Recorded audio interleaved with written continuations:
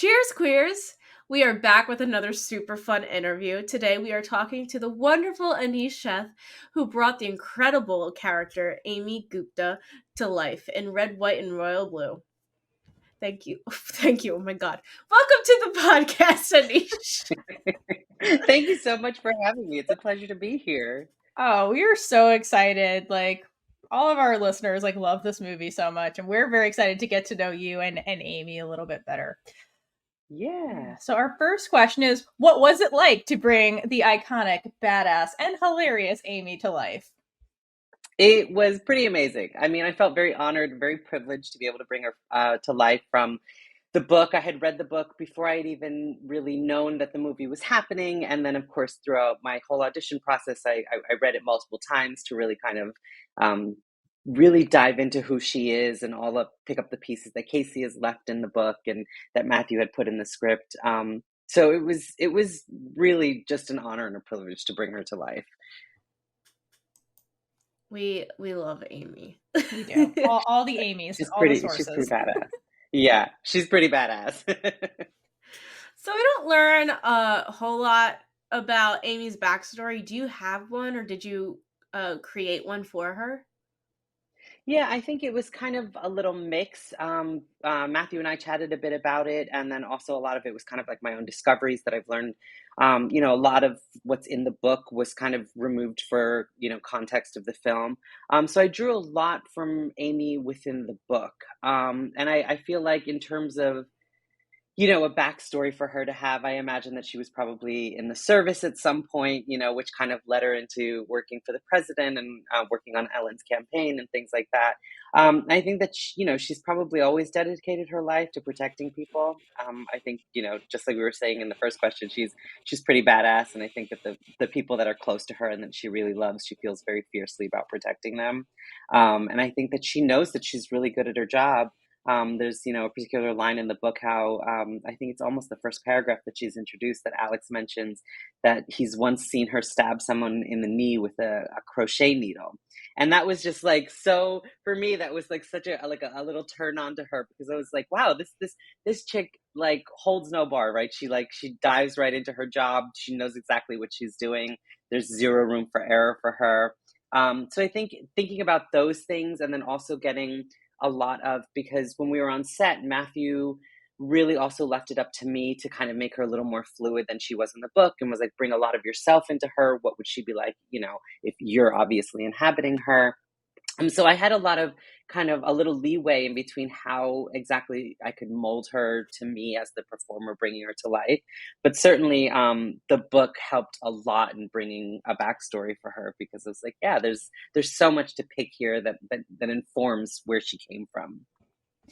The Amy that comes through on screen is a very good combination of being super serious, like everything you just said, but also lighthearted and funny at the same time, Yes. which makes her so Yeah. fun. And so just curious, what aspects of her personality did you find super relatable or intriguing, I guess? Her sass. I think my friends tend to think that I'm a little sassy, so I think I certainly was able to bring that sass into her, and she herself is very sassy too. And even the things that she may not necessarily be happy to have to deal with, or the things that just feel like, oh, I've got to deal with this again. I think there's a very comedic element to her dealing with them, right? Like we see in the Red Room and things like that. Yeah, I think she brings this sass to her that I think that I possess as well, and I think being able to bring that into her was really a joy. I mean, I enjoyed it as an audience member, so thank you so much for that. One of the reasons why Amy's one of my favorites. Yeah. She's great, yeah. I do want to bring up quickly that my favorite scene out of everything was when Amy and Alex are on the plane talking about David and Yes. oh my gosh. Did you actually have a photo of a Shih Tzu that No, I didn't. I mean, I have pictures of my dog on my phone, but there was no actual Shih Tzu named Jonathan. And it's funny because that was an improvised moment between Taylor and me. That wasn't actually written in the script. And Matthew, we had the three of us, we basically shot that for like an hour, hour and a half. It's such a short scene, but we spent a lot of time just shooting different versions of it. What would it be like if, Amy was like this and Alex was like that? And just somehow organically in the process of shooting it multiple times, Matthew was like, why don't you try this? At the end, ask him if he wants to see your pictures of your dog. And so we did that a couple times, and it seemed like it really was a great addition to the scene. So that part wasn't actually in the script. It was improvised, and Taylor and I just had a great time with it, because also Taylor and I both have dogs, and we both love our dogs so much. And Taylor and Aneesh as the actress, have had that conversation multiple times. Like, do you want to see pictures of my dog? So it just felt very organic to have that in the scene as well. It was perfect. That's so cute. I love it more now. Oh my gosh. Okay. Yeah, it was great. So, another part of the film, Amy helps Alex secretly meet with Henry and then later catches them making out. Was Amy's motivation for helping Alex out of loyalty to him, or is she just a big romantic? I think it's a little of both. Yeah, I think like she has an obligation to protect him, and I think that she's been with him for a very long time, probably since Ellen's campaign, maybe since he was in college, maybe even since, if she was running before he was in college, maybe in her political career while he was still in high school. So I think that they're very close, and I think that she's always had a very soft spot for him. She loves him dearly. And so I think on the one hand, she really wants to see him happy. And she's like, yeah, I have the power to make this happen. I'm going to make it happen for you because it brings you joy. Um, but I think she's also just like a really big romantic, right? She loves seeing him happy. And besides the obligation of like, yes, I have to do what you say, I'm also really invested in your love life. And I've not seen you this happy in this way. And I really want to help bring this joy to you. And yeah, like, particularly in the Red Room, she's like, I have that power. She's like, you can't go any closer than this, but I think you get like the best seenes out of the film. Seriously. They're pretty great. I wasn't gonna say that, but I'm pretty happy with the scenes that I've got. They're pretty great. Like, what was she just thinking, like catching these two in this room? Be like, And there's a little funny anecdote with that too. We shot that, oh goodness. So there was like a little COVID scare on our set. So everything got delayed about 9 or 10 days. And so when we got to shooting that scene, we were already a little bit behind schedule. And so the way we shot that scene, they were just like, they had set up the camera facing the door, and they're like, all right, Aneesh, we're going to roll, and you just keep coming in and out, and we're just going to keep doing. I must have done it. It felt like 50 times, just opening that door and saying the line and then closing it, and then opening the door and saying the line and closing it. So they had definitely plenty of coverage to pick from. But yeah, it was just so much fun to shoot that scene with those guys, like all the scenes with them are just such a blast, but that one in particular, I feel like really stands out for a lot of people. yeah, it seems like from everything you shared that you all had so much fun together. Yeah. We did. We had a blast. It felt like summer camp, It was 3 months of summer in London, and it literally felt like we were just having fun in summer camp. Everyone got along really well, which doesn't often happen on sets, like there's certainly attitudes and divas and other shows, and sometimes you're not even on set all this at the same time, so you don't necessarily get to see everybody in that way. But particularly the Americans who were over here for shooting, we were all in like the same complex, so we all got to hang out with each other after work and did a lot of like family dinners together and things like that. And I think also Matthew, coming from the theater, also has that kind of upbringing in terms of coming from the theater. It's like, yeah, we're all kind of just like this company, we're this family, so doing things together is really great. That's awesome. I love I love that you had family dinners. Yeah, it was really, really nice. We went out a bunch of times together. It was really great. Yeah. Excuse me, sorry.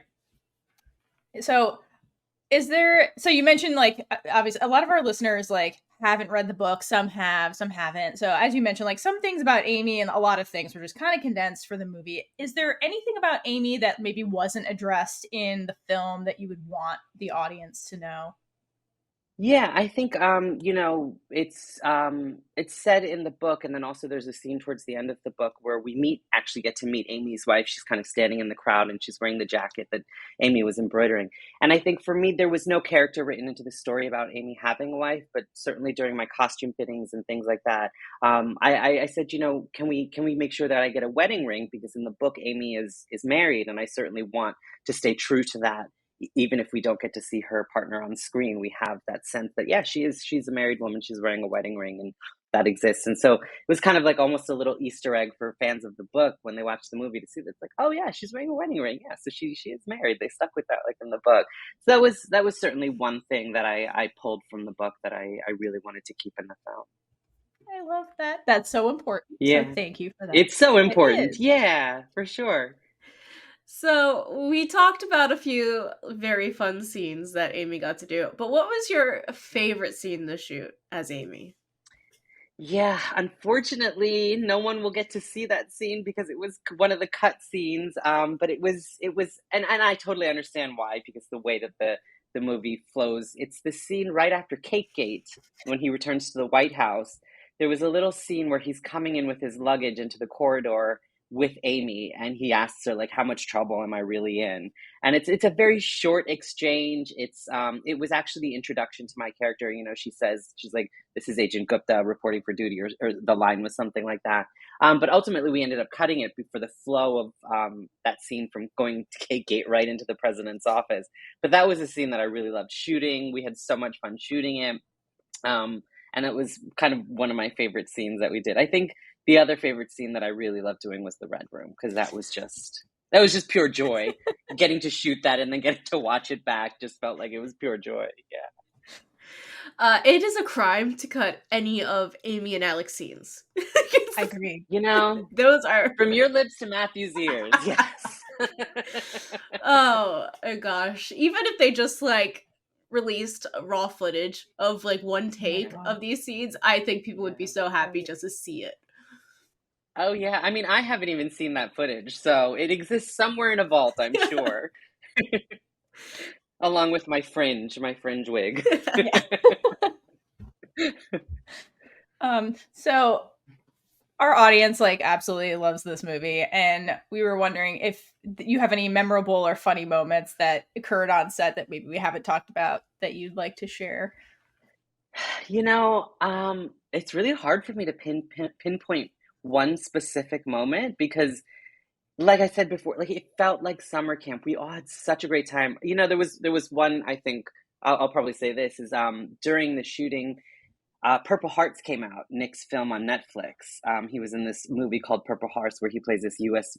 Marine, and so we all had a little watch party for him, which was super fun. We had him come over to the complex that we were staying in, and we all just like ordered some food and we just relaxed in front of the television, and we had a little like premiere watch party for him. And of course, we then embarrassed him and took little videos of him congratulating him and put it all over social media just to embarrass him. But I think that felt like a very memorable moment to me because I think it was a time where we all weren't, what brought us together was this film, was this book, was this script, shooting this film. But that felt like we have established this relationship with each other, a friendship, a true family sense that we're capable of bringing off set, where we can just hang out with each other and be in each other's company and really enjoy each other's company in that way. And so I think that was one of the most memorable ones for me, because it was just like, yeah, we're all together and we're hanging out and it's just a grand old time. And I think another one for me was at the very end of filming. I had gone over to Matthew's house for dinner with Thomas Flynn, who plays Prince Philip, and we had a really lovely, like most everyone had left London by then. So just Flinny, as we call him, Flinny and I, we went over to Matthew's house for dinner, and Matthew's got his Olivier Award and Tony Award, and we were just like holding it, pretending it was ours. And I think it was those little moments that just felt really memorable to me, because I've never really had that experience on other sets. I've gone to work, I've done my job, and though I've made friends and great friends, lifelong friends, I've never really had the experience of kind of all of us as a company really enjoying each other's company and wanting to hang out outside of work. So that felt really memorable. From everyone we talked to, it just seems like everyone was so close, and it was like Yes. such a nice set Yeah. to be a part of. It was such a nice set. And we actually arrived in London 2 weeks before we started shooting. So there was plenty of time for us to even, like, we had gone out, I think 2 or 3 times for dinner, a whole bunch of us, before we even started shooting, because it was like, yeah, we're all going to be spending the next 3 months together. Why don't we go out and hang out and see how we all get along? And it just there was something very magical about that summer where we were all just like in this right place at the right time. We all got along great. And we still do. We all still keep in touch. We all see each other when we can, and it still feels like a family, which is great. That's awesome, and That's definitely, beautiful. I know it'll definitely make all the fans happy to hear that. Yeah, for sure, for sure. So I want to ask about another project you've been in. You got to Yeah. play Jillian in Jessica Jones. What was it like being a part of the Marvel Cinematic Universe, and what was your favorite part about that character? Yeah, I mean, what actor doesn't dream to be a part of Marvel? You know, I think when I got the call for that, I must have screamed so loud I made a couple people deaf in my apartment building. I mean that was, and you know, when that audition had come through my agent for me, I was like, this is a chance, you know, one chance in a lifetime. Like I'm never gonna get this. There's so many actresses who are going out for this. Like whatever. And the call came and I was in shock for a long time. I remember just being like, I don't feel like this is real. Like, and then every little thing I did, I was like, well, what if they're going to fire me? What if I do something wrong? Are they going to fire me? Are they going to let me go? But I mean, yeah, it's like, what actor doesn't dream about being a part of the Marvel universe? And that was just, it was also the first time, my first recurring role. So it was the first time I was actually able to be on a set very frequently. You know, I was there 3 times a week, and I really got to learn what it is actually like to be on a set for a longer period of time. Because up until that moment, I had done guest spots and I had done co-stars where I was on set for maybe a day or two and then I was gone. But in kind of in the same way with Red, White, and Royal Blue, we did, you know, we were pretty much a family. And I told a lot of the folks, because I was only in season 3, that my first week there, it felt like it was like a family reunion and I was the new girlfriend. Because, you know, everyone had already known each other from working from the 2 previous seasons together. So it certainly felt like this one big family, but they all welcomed me with completely open arms and made me feel right at home. I remember on my first day of shooting, one of the set pieces fell and I kind of just turned to everyone and was like, what should I do? And they're like, don't worry about it. Like, just keep going. We got it. Like, it just was an incredibly supportive environment, especially for someone who I felt, you know, at the time that I had a lot to learn about what it meant to be on television and how to even act technique wise for the camera. But it was so much fun, and a lot of it. Mel Rosenberg, who was the showrunner, she consulted with me several times throughout the series to talk about where she wanted Jillian to go and what kind of stories we wanted to tell with her and what she felt. And I believe that Jillian was only meant to be in the series for the first few episodes, but then it was just so much fun to be around those people. And Kristen and I really got to develop a wonderful relationship.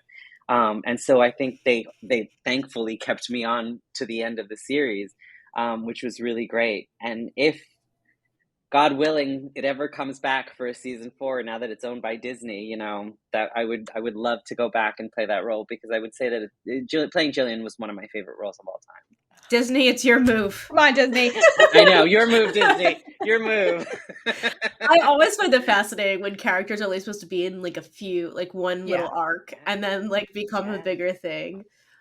Yeah, it was so wonderful to get that support. I mean, just like meeting you, you deserve everything. I get So, Oh, well, thank you so season much. 4 revolves around Jillian. Thank you, right? Let's just have a whole Jillian a spin-off. I would love that. Yes, let's do it.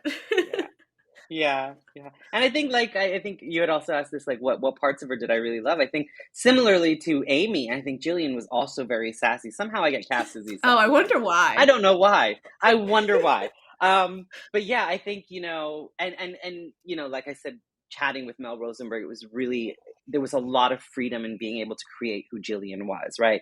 Especially because Jillian isn't in the comics and she's not in a book like Amy was. So there was really a lot of freedom to be like, who is she? How are we going to play her? What story are we using her to tell?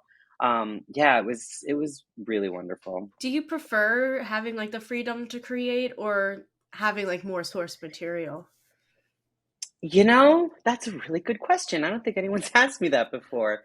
I think there's pros and cons to both. I think, you know, having the freedom is always wonderful as an actor. But then, you know, as actors, the reason why we collaborate with all these other people is because sometimes we're not the brightest. You know what I mean? Like, we may not have the best ideas. And I think, like, collaboration is always a great process to have. So for me, I do enjoy the freedom of being like, hey, could we do this? Could we do that? Could we try this? But also when there is a source material for such as like for Amy, it's you really get to delve into what the original author or the writer of the screenplay really is focusing in on, and you have all that to pull from, and you're like, yes, I'm able to create. And not to say that there isn't freedom in that as well, right? There's a certain, like for example, the plane scene, I think there is a certain amount of freedom that you get to play with within the characterization, but so much is also given to you, which feels like such a blessing. You're like, I don't really have to think about this on my own. This has been given to me. This is how I can play with the circumstances that are given to me. That's fascinating. Yeah. So you've talked a lot about projects that you've worked on that were fantastic and seem to have gone extremely well, and we're very happy for you for Yeah. that. But we're Thank you. curious though, if like so far in your career, if you've had any like major challenges that you've had to deal with or anything like that, because acting can be Yeah, challenging and also rewarding. absolutely. I think a couple of like two of the major challenges I've had certainly is opportunity. For someone who's brown and trans, there's very, very little opportunity for the roles that are out there for me. So I feel very blessed when I get something like Jillian, who could literally be a person of any color, of any gender, and that role was given to me. It felt like, okay, this feels really special. I can really inhabit who she is as I am as the person. So I think for me, one of the biggest challenges has been finding opportunity and a lot of opportunities to really maintain a successful career in this business. I hope I'm doing okay so far. So we'll just hope that luck continues, and that the opportunities keep coming.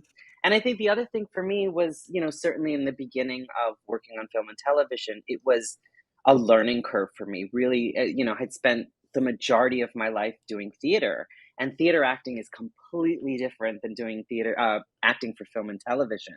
And so kind of like learning how to change my technique to really change my performance from like playing to a house of 1,100 people to like a little camera lens this big was I think one of my biggest challenges. And I think, like I said before, being on Jessica Jones was really gave me the opportunity to learn that craft in a specific way. Yeah, because I remember being like, not when I was like learning acting and then transitioning to on screen, they were like, you do not have to be that big. It'll pick up your little eye movements. Yep. I remember I had shot an episode for, I think it was my first episode for New Amsterdam. Love that And show. I was still, yeah, it's a great show. It's a great show. And I think, it was like my first week, and I think it was also my first or second week on Jessica Jones too. I was shooting those simultaneously. And I remember they wanted me to they're like, can you just give like a disappointing look to Freema? Freema Agneman was my scene partner. I played her a little assistant in that show. And so they're like, yeah, just in this one scene, can you just give her a little like look of disappointment or something? And I remember I did it to the camera, and then everyone just started laughing, and I was like, yes, I know I spectacularly failed at that. Because I knew in that moment, I was like, yeah, what I gave them was more for the stage and not for the camera. And that was part of the learning curve for me. Like, yeah, maybe I should have done something a little different here. And it's certainly, it's just like you said, Kaitlynn, it's like, you got to take this and put it into this. Yeah. Do you have a preference between theater or on-screen work, or like just like aspects you like better of each? Because that might be a hard question. Yeah, theater's in my blood. It's been in my blood ever since I was a kid. So I think I truly just love the theater. And I actually hadn't done theater in a very, very long time until recently. I think I had taken like 6 years away from the theater, 6 or 7 years away from the 6 years away from the theater. And so I had recently just done a stage play back in October, November, December. And the experience of experiencing that joy again, it's very different than experiencing the kind of joy that you have on a film set. In terms of like your work ethic, it's a completely different thing. Not to say that there is no work ethic in film and television. You're on your feet all day long. You're there sometimes like 14 hours, 16 hours a day. It's very long days. People get tired. But in terms of performance, it's such a different technique. And, your audience in film and television is this little camera lens and the people behind the camera. But when you think about the theater, there's so much that you have to play to. And for me, at least as an actor, being able to open up my body in that way to play to a balcony makes me feel so much freer. And I think I still I'm still learning in terms of film and TV how to be able to translate that specific thing, to be able to keep myself open up to the camera and things like that. It's something that I feel like is always going to be a learning curve for me, just because I simply don't have as much experience as I do in the theater for film and television. But if you asked me which I like better, I don't know if I could choose. They're both, they both have their pros, they both have their cons. There's something very beautiful about each medium, certainly doing theater, and certainly, the intimacy of doing film and television. Yeah. So you not only do theater, but you watch a lot of theater. I do. Anyone who follows my Instagram will know that I go to the theater quite often. Yes. It looks like you're there all the time. Do you have a favorite show that you've seen? I mean, I've seen Phantom so many times. I mean, like, probably over 500. I lost count after 100, like, I've seen it so much. I've seen it ever since I was a little kid. So that's, I think the spectacle of that show, the music, the grandeur, the romance, all of it is just really speaks to my heart, and I never get sick of it. I just went a couple weeks ago, actually, for my birthday. So that's certainly one that is always just very close to my heart. But Matthew and I had gone to see Sunset Boulevard about 3 weeks ago, with Nicole Schwartzinger, and my goodness, it was absolutely incredible. I was blown away. I was completely blown away. Going into it, I was like, this doesn't have any sets, and there's no costumes per se. Everyone's just kind of dressed in like black, tops and pants, and she's wearing a black nightie. Like, there isn't any costuming per se. There isn't really necessarily a set. It's just a blank stage with a bunch of chairs. I said, I'm really curious how I'm going to like this. And I was blown away. It is one of the best musicals that I've ever seen. And I hear it's transferring to Broadway. So the folks over there will get a chance to see it as well. And yeah, but I do. I go to theater all the time. So asking me, like, which is your favorite or which one do you like is very hard for me. I did see that you saw one that Theora saw and was very excited about. And I don't know how to say the name, so I'm just going to say Jodie Comer's show. Oh, yeah. Prima. I don't know how to pronounce it either. But yes, I did see that in the spring, early this spring last year. Incredible. Yeah. She's a phenomenal actress, but like, and also just the subject matter of that play I think is so important. And the way that it was presented was so beautifully done. I went in having no idea what it was about. A friend of mine works for AKA, the PR agency. And so she was like, do you want tickets to go see this? And so I brought my friend along, and he had no idea what it was about either. And we were just completely blown away. It was such an incredible show. Her performance was absolutely incredible. I'm very envious of people who can do one person shows like that, because it is an incredible amount of material to handle, but just being up there and using your body in that way for 2+ hours is just, it's got to be exhausting. And you never felt that once. I mean, she was just always on her mark. The performance she gave was just 110% until the very end. I mean, every aspect of that show was just truly incredible. Yeah, everything you just said, and like, what a timely topic, and just beautifully handled from start to finish. Yeah. Just absolutely. Yeah. I still tell people about that show all the time, because I'm like, if there's a video somewhere, I would love to watch it again too, because they I didn't see it live, but they did. A lot of my friends did, but they did basically, like, the theater company did like a one night in movie theaters. We're all gonna play it, so I got to see it through that. So I was like, if you could sell great. that, yeah, seriously, right? If I could download that. I'm curious now, because it's very I didn't powerful. think of one person 2 hours straight. Well, I mean, that's a cut, but it's amazing. It was one of the best pieces of theater I've seen. Just the way, I mean, I feel like I say that about everything I see, because I just love theater so much. But yeah, it was, I mean, for someone who's giving like a one-woman show, and particularly about such a heavy topic, I think it was absolutely brilliant. Worth all the accolades that it was getting.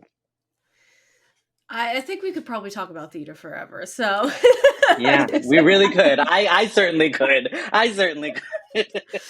But if you could say one thing to aspiring trans actors, what would it be?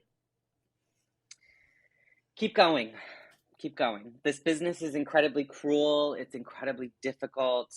A lot of people don't always want to make space for us, especially for our stories. They want to make space for the stories that they want to tell, which aren't always the stories that we want to tell.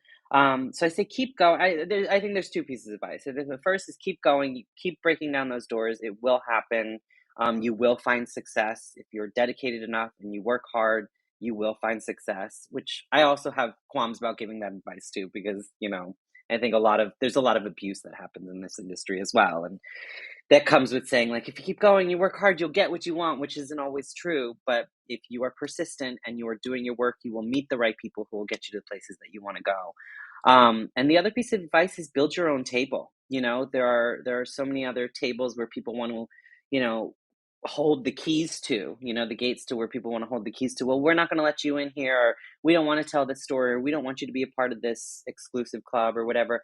But if you build your own table and you start creating your own work, and you start collaborating with the creatives that you have great relationships with and the people that you want to work with, that's another avenue to really gain success.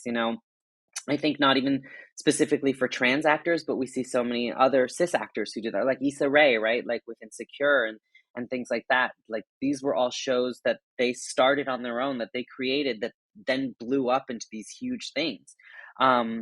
Chewing Gum is another one, Michaela Cole. So I think like really being able to say, I'm going to pursue this kind of like commercial avenue, and because let's be real, that's where the money is, that's where the success comes from. And then also alongside that being like, no, there's work and stories that I want to tell, there's stuff that I want to do, and I'm not going to neglect that in any way either. That is also an avenue that I can find success in. And I think thirdly, if I was going to have a third final piece of advice, is like, don't compare your success to anybody else's. I think we're all on our own paths. We're all on our own journeys. What is meant for you will not pass you by. I think that was a big lesson that I've had to learn as well. And so just really kind of hold your ground, know what you bring to the table, don't apologize for it, and just, keep going. I think that last one applies to a lot of people. I think everyone needs to know Yeah. that. Yeah, for sure. For sure. Is there any kind of dream role you'd love to play, either Broadway, or musical theater, or Yeah. on film? I'm going to say probably something that an actor shouldn't say, but I feel like the role that is a dream role for me has not been created yet. Or I don't know whether or not it's been created yet, and I have not come across it yet. But I feel like, a specific role that really showcases exactly what I'm capable of doing and what I hold in my talents. I think I haven't gotten that chance yet.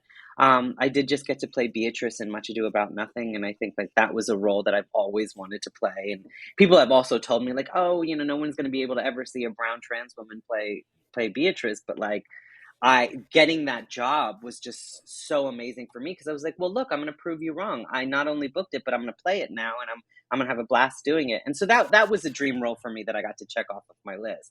But I think if there's that one like dream role, what is it? I think like I haven't encountered it yet, and I'm really curious to see who brings that to me, if it's something that I'm going to end up creating on my own for myself. I'm really excited for whenever that moment manifests. Whatever that role is, I have a feeling they're going to be sassy. I have a feeling they're going to be sassy too. I think that just comes along, right? Must be sassy in every character description that I play. For sure. Because even Beatrice, she is very sassy too. Yeah. So I just somehow click into those sassy roles. I wonder why. Well, I for one can't wait to see it, and I can't wait for the future when you get that dream role. Oh, thank you. All right. Well, we've asked all the main questions, the thought-provoking ones that we have for you. Yeah. And we're going to wrap up the interview by doing a quick little rapid fire, like, would you rather game?